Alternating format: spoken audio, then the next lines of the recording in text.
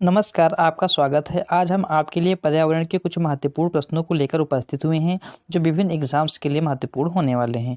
हमारा आज का पहला प्रश्न है, इंसुलिन की रासायनिक प्रकृति कैसी है? जो इंसुलिन होती है, उसकी रासायनिक प्रकृति कैसी होती है? विटामिन, प्रोटीन, वसा, कार्बोहाइड्रेट। तो इंसुलिन की रासायनिक प्रकृति जो होती है, वो प्रोटीन होती है और यह कार्बोहाइड्रेट की उपापचय क्रियाओं के लिए अत्यंत महत्वपूर्ण होती है। अगला प्रश्न है, प्लेग है। प्लेग जो है उसका नाम आप लोगों ने सुना होगा। ये कैसी बीमारी है? विषाणु जनित बीमारी, कवक जनित बीमारी, जीवाणु जनित बीमारी या खनिज जनित बीमारी। तो प्लेग जो हमारी है वो जीवाणु जनित बीमारी है, ये विषाणु जनित बीमारी नहीं है। अगला प्रश्न है हमारा, प्रेक्षण विधि की सीमाएं हैं। जो प्रेक्षण विधि है, ये प्रश्न हमने यूपी टेट प्रीवियस ईयर प्रश्नों से सिलेक्ट किए हुए हैं। जो यूपी टेट में प्रीवियस ईयर प्रश्न पूछे गए हैं, उनमें से हमने इस प्रकार के प्रश्नों को पुट आउट किया है। प्रेक्षण विधि की सीमाएं हैं या विधि मितव्ययी नहीं है, तो ये भी इसकी सीमा है। इस विधि में प्रेक्षण सूक्ष्मता से न करने पर परिणाम अधिक वैध एवं विश्वसनीय नहीं होते हैं, ये भी इसकी सीमा है। इस विधि से व्यक्ति के आंतरिक व्यवहारों का अध्ययन संभव नहीं है और यह भी इसकी सीमा है। इसलिए विकल्प नंबर यह हमारा चौथा राइट रहेगा, उपरोक्त सभी। क्योंकि जो सीमाएं से संबंध है वो इनकी कमियों से है कि प्रेक्षण विधि की कौन कौन सी कमियां हैं। तो इसमें ये तीनों कमियां हैं, इसलिए विकल्प नंबर हमारा चौथा राइट रहेगा। अगला प्रश्न है, उपरोक्त सभी, ये तो उसका ऑप्शन है। इकोसिस्टम की सही परिभाषा क्या है? इकोसिस्टम की सही परिभाषा क्या है? परस्पर क्रिया करने वाला जीव समुदाय। तो परस्पर क्रिया करने वाले जीव समुदाय को हम इकोसिस्टम की मतलब परिभाषा के रूप में नहीं जान सकते। अगला प्रश्न ऑप्शन है, किसी स्थान का अजीवी घटक। किसी स्थान का अजीवी घटक भी जो है इकोसिस्टम का रूप नहीं हो सकता है। पृथ्वी और वायुमंडल का वह क्षेत्र जहाँ जीव रहते हैं, तो इसको भी हम इकोसिस्टम नहीं कह सकते हैं। जीव समुदाय और उसके वातावरण का जो संतुलित तंत्र होता है, उसे हम इकोसिस्टम की जो है संज्ञा देते हैं। इसलिए विकल्प नंबर हमारा यहाँ पर चौथा राइट रहेगा। अगला प्रश्न है हमारा, मानव विकास के क्रम में दो पैरों पर चलने का सबसे बड़ा जो है वो लाभ क्या है? शरीर को अच्छी प्रकार से आधार देना, शरीर का भार कम होना, हाथ स्वतंत्र रूप से मस्तिष्क की आज्ञा अनुसार कार्य कर सकते हैं या अधिक तेज चाल। तो मानव अपने विकास के क्रम में सबसे पहले चौपाया पशुओं की तरह विचरण करता था, मतलब जंगली जो पशु होते थे उनकी तरह जो है वो विचरण करता था। फलस्वरूप धीरे धीरे वो अपने दो पैरों के आधार के रूप में खड़ा होने लगा और इसका जो सबसे बड़ा लाभ हुआ, हाथ स्वतंत्र रूप से मस्तिष्क की आज्ञा अनुसार कार्य करने लगे, जिससे मानव विकास अच्छे से हो सका। विकल्प नंबर यहाँ पर तीसरा राइट रहेगा। अगला प्रश्न है हमारा, भूकंप की तीव्रता मापने के यंत्र को क्या कहते हैं? भूकंप की जो तीव्रता होती है उसके मापने वाले यंत्र को क्या कहते हैं? फिजियोग्राफ, सिस्मोग्राफ, कार्डियोग्राफ या वायरोग्राफ। तो भूकंप की तीव्रता मापने वाले यंत्र को सिस्मोग्राफ कहते हैं और इस जो पैमाना होता है उसे रिएक्टर स्केल के नाम से जाना जाता है और इसी रिएक्टर स्केल के आधार पर भूकंप की तीव्रता का पता लगाया जाता है। अगला प्रश्न है हमारा, सूर्य के निकटतम ग्रह कौन है? जो सूर्य के सर्वाधिक निकटतम ग्रह है वो कौन सा है?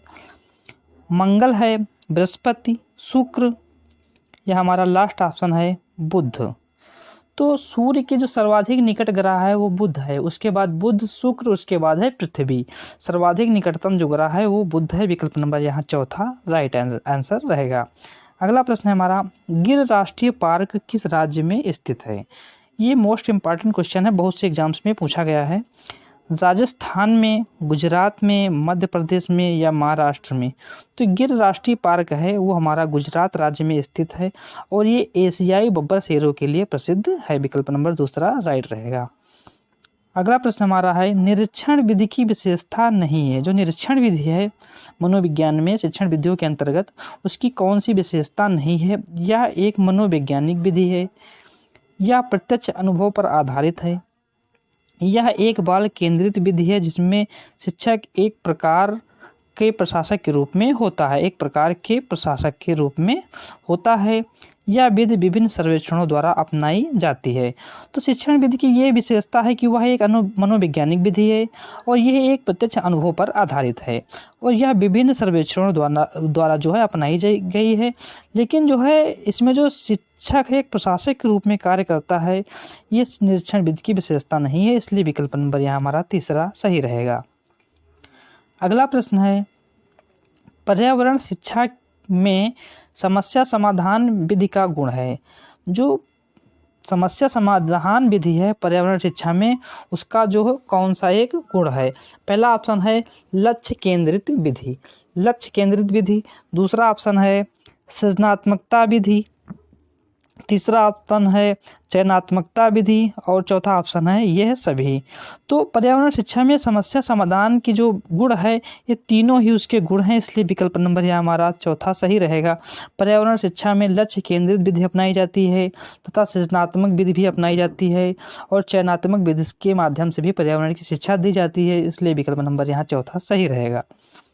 अगला प्रश्न है, किसी पारिस्थितिकी तंत्र में तत्वों का चक्रण कहलाता है। जो एक पारिस्थितिकी तंत्र होता है, पारितंत्र या पारिस्थितिकी तंत्र में जो तत्वों का चक्रण होता है उसे क्या कहा जाता है? जीव भू रासायनिक चक्र।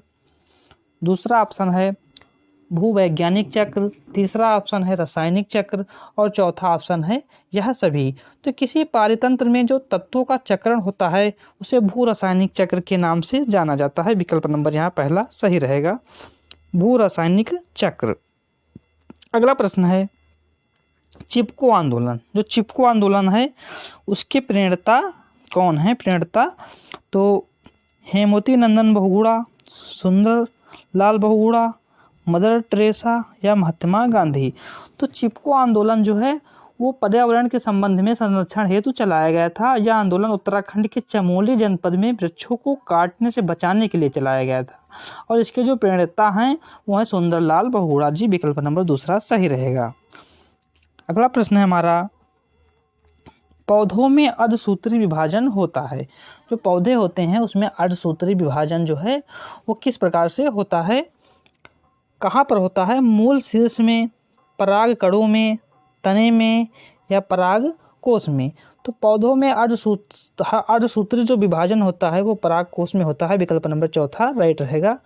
अगला प्रश्न है, जैविक समुदाय में प्राथमिक उपभोक्ता हैं। जो जैविक समुदाय होता है उसमें प्राथमिक उपभोक्ता होते हैं मांसाहारी, सर्वाहारी, शाकाहारी या चौथा विकल्प हमारा है डिट्रीटिवोर। तो इसमें जो जैविक समुदाय होता है उसमें जो प्राथमिक उपभोक्ता होते हैं वो हमारे होते हैं शाकाहारी। विकल्प नंबर तीसरा राइट रहेगा।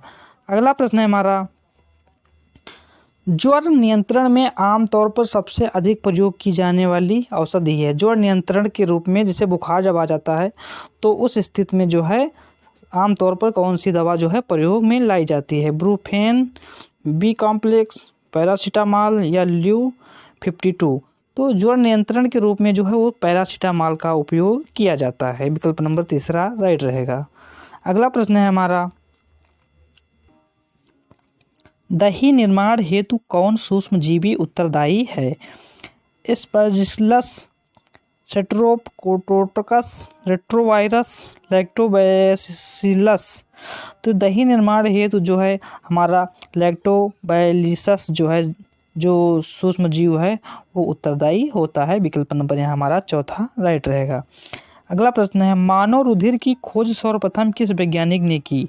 जो मानव रुधिर होता है वो चार प्रकार का होता है, ए बी और ओ। तो इसकी जो है खोज जो है किस वैज्ञानिक ने की?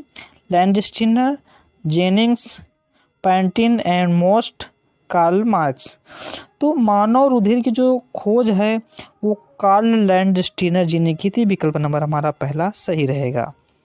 अगला प्रश्न है हमारा, प्याज, आलू, अदरक हैं। ये जो प्याज, आलू और अदरक हैं ये क्या हैं? जड़ हैं, तना हैं, अपस्थानिक जड़ हैं या सल्क पत्र हैं। तो आलू, प्याज और जो अदरक हैं ये हमारे तने के उदाहरण हैं। विकल्प नंबर यहाँ हमारा तीसरा जो है वो राइट रहेगा। दूसरा विकल्प जो है हमारा सही रहेगा, तना का उदाहरण है। अगला प्रश्न है हमारा, एक कोशिकीय जीव है, जो एक कोशिकीय जीव है उसका आपको उदाहरण बताना है। स्पाइरोगाइरा, विषाणु, पैरामीशियम या हाइड्रा। तो यहाँ जो पैरामीशियम है ये हमारा एक कोशिकीय जीव के एक कोशिकीय जीव का उदाहरण है। विकल्प नंबर हमारा तीसरा सही रहेगा। अगला प्रश्न है हमारा, निम्न में से कौन सा उत्पाद साबुन की उत्पाद है। तो इसमें जो है कौन सा उत्पाद जो है साबुन का उत्पाद है। रुद्राक्ष, रीठा, तेंदु या ये सभी। तो रीठा भारत में पाया जाने वाला जो है एक प्रमुख उत्पाद है और इसका जो रंग होता है वो हल्का हरा होता है। और रीठा का जो सुखाया हुआ फल होता है उसे शैम्पू और डिटर्जेंट आदि के रूप में प्रयोग किया जाता है और इसका प्रयोग जो है सुनार लोग भी सोने चांदी और जो दूसरी कीमती धातुएं होती हैं उसकी सफाई के लिए करते हैं। तो इसमें विकल्प नंबर हमारा जो है दूसरा राइट रहेगा, रीठा। अगला प्रश्न है, निम्नलिखित वाहनों में किसको आजकल पर्यावरण स्नेही माना जाता है। डीजल, पेट्रोल, द्रवित पेट्रोलियम गैस या संपीड़ित प्राकृतिक गैस। तो स्नेही, पर्यावरण स्नेही की बात हो रही है तो पर्यावरण स्नेही के रूप में जो है हम सीएनजी को जानते हैं। सीएनजी, कन्फर्ड नेचुरल गैस, संपीड़ित प्राकृतिक गैस, इसे जो है पर्यावरण स्नेही ईंधन के रूप में जाना जाता है। अगला प्रश्न है हमारा, गैसीय अपशिष्ट है। गैसीय अपशिष्ट है जो उसका उदाहरण कौन सा है। सब्जी एवं फलों के छिलके ये हमारे गैसीय अपशिष्ट के उदाहरण नहीं है। घरों की नालियों का गंदा पानी ये भी गैसीय अपशिष्ट का उदाहरण नहीं है। खेत खलिहानों से निकलने वाला कचरा ये भी हमारा गैसीय अपशिष्ट का उदाहरण नहीं है। लेकिन लकड़ी, कोयला से जलने वाला जो धुआं है उनसे जो गैसें निकलती हैं ये गैसीय अपशिष्ट के उदाहरण है। विकल्प नंबर यहाँ चौथा हमारा सही रहेगा। अगला प्रश्न है, निम्नलिखित में से कौन से पौधे दूर दूर प्रसारित होंगे। बीजाणु द्वारा प्रकीर्णित पौधे, बीज द्वारा प्रकीर्णित पौधे, फल द्वारा प्रकीर्णित पौधे या कायिक जनन द्वारा वितरित पौधे। तो यहाँ पर जो उन पौधों की बात की जा रही है जो पौधे दूर दूर तक प्रसारित होंगे। तो पौधों का जो परागकण होता है वो वायु, कीट, जीव जंतु, पक्षी आदि के द्वारा जो है संपादित होता है।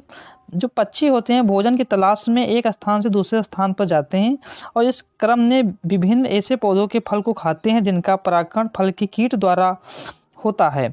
इस प्रकार फल द्वारा पौधों के परागकण जो होते हैं वो सर्वाधिक सीमा तक पहुंच जाते हैं। विकल्प नंबर हमारा तीसरा सही रहेगा। जो फल द्वारा प्रकीर्णित पौधे होते हैं उनका जो प्रसारण है बहुत दूर दूर तक होता है। अगला प्रश्न है, जब एक जीव लाभ लेता है बिना दूसरे सहजीवी जीव को प्रभावित किए। मतलब एक जीव लाभ लेता है और बिना दूसरे सहजीवी जीव को प्रभावित किए तो इसे क्या कहा जाता है। परजीवी, सहभोजी, मृत्युपजीवी या सहजीवी। तो जातियों के बीच में जब ऐसा संबंध होता है कि दूसरे जीव को बिना हानि पहुंचाए कोई जीव लाभ लेता है तो इसे सहभोजी, सहजीवी का उदाहरण कहा जाता है। विकल्प नंबर हमारा यहाँ दूसरा सही रहेगा। अगले प्रश्न की ओर बढ़ते हैं, जब मोर सांप को खाता है, सांप कीड़ों को खाता है और कीड़े हरे पौधों को खाते हैं तो मोर का जो पोषण तल है वो क्या है। तो यहाँ हमारा जो राइट आंसर कौन सा होने वाला है, प्राथमिक उपभोक्ता होगा, अंतिम अपघटक होगा या प्राथमिक अपघटक होगा या खाद्य पिरामिड के शीर्ष पर। तो यहाँ जो मोर का जो मोर का जो तल होगा वो होगा खाद्य पिरामिड के शीर्ष पर। इस तरह से इसमें पिरामिड बनेगा तो जहाँ यहाँ पर जो है वो हमारा मोर होगा, इसलिए विकल्प नंबर यहाँ हमारा चौथा सही रहेगा। मोर होगा, उसके बाद इसमें सांप होगा और इसमें कीड़े होंगे, उसके बाद पेड़ पौधे होंगे, उसके के बाद जो है पेड़ पौधे जो है वो हमारे उत्पादक होंगे। अगला प्रश्न है हमारा, निम्न में कौन सा कायांतरित सेल का उदाहरण है। कौन सा जो है कायांतरित सेल का उदाहरण है। बलुआ पत्थर, ग्रेनाइट, संगमरमर या चूना पत्थर। तो संगमरमर जो है हमारा एक कायांतरित सेल का उदाहरण है। विकल्प नंबर यह हमारा तीसरा सही रहेगा। यह चूना पत्थर के कायांतरण से बनता है और संगमरमर का जो प्रयोग है वो आधुनिक समय में मकानों के निर्माण हेतु किया जाता है। ताजमहल जो है वो हमारा सफ़ेद संगमरमर का बना हुआ है। अगला प्रश्न है हमारा, महासागरों में निम्न में से कौन सा लवण सर्वाधिक मात्रा में पाया जाता है? Magnesium sulphate, calcium sulphate, magnesium chloride या सोडियम क्लोराइड। तो महासागरों में है जो सर्वाधिक मात्रा में NaCl सोडियम क्लोराइड जो है वो पाया जाता है, और समुद्री जल में लगभग 77.8% जो है वो NaCl पाया जाता है। इसलिए विकल्प नंबर हमारा यहाँ चौथा सही रहेगा। अगला प्रश्न है हमारा, राज्यसभा में होने वाले सभाओं की जो राज्यसभा में सभाएं होती हैं उनकी अध्यक्षता कौन करता है? राज्यसभा का जो सभापति होता है वो कौन होता है? उपराष्ट्रपति, राष्ट्रपति, प्रधानमंत्री या भारत का मुख्य न्यायाधीश? तो राज्यसभा में जो होने वाली सभाएं होती हैं उनकी अध्यक्षता जो है हमारा भारत का जो है उपराष्ट्रपति करता है। विकल्प नंबर यहाँ पहला सही रहेगा। अगला प्रश्न है, निम्न में से किस मिट्टी का विस्तार भारत के सर्वाधिक क्षेत्र पर है? मतलब वो कौन सी मिट्टी है जिसका विस्तार जो है भारत के सर्वाधिक क्षेत्र पर है? तो काली मिट्टी है, जलोढ़ मिट्टी है, लाल मिट्टी है या बलुई मिट्टी है? तो जलोढ़ मिट्टी जो है उसका जो विस्तार है वो सर्वाधिक क्षेत्र पर है। विकल्प नंबर यहाँ दूसरा सही रहेगा। अगला प्रश्न है हमारा, जो शाकाहारी जंतु होते हैं हरे पेड़ पौधों पर निर्भर रहते हैं, उन्हें क्या कहा जाता है? तो प्रथम चरण उपभोक्ता, द्वितीय चरण उपभोक्ता, तृतीय चरण उपभोक्ता या उपभोक्ता? तो शाकाहारी जंतु जो पेड़ पौधों पर निर्भर रहते हैं उन्हें प्रथम चरण उपभोक्ता कहा जाता है। विकल्प नंबर यहाँ पहला हमारा सही रहेगा। ये रहे मित्रों आज के हमारे 30 प्रश्न। अगर आपको हमारे वीडियो पसंद आया हो तो प्लीज़ चैनल को लाइक शेयर सब्सक्राइब जरूर करें। धन्यवाद मित्रों।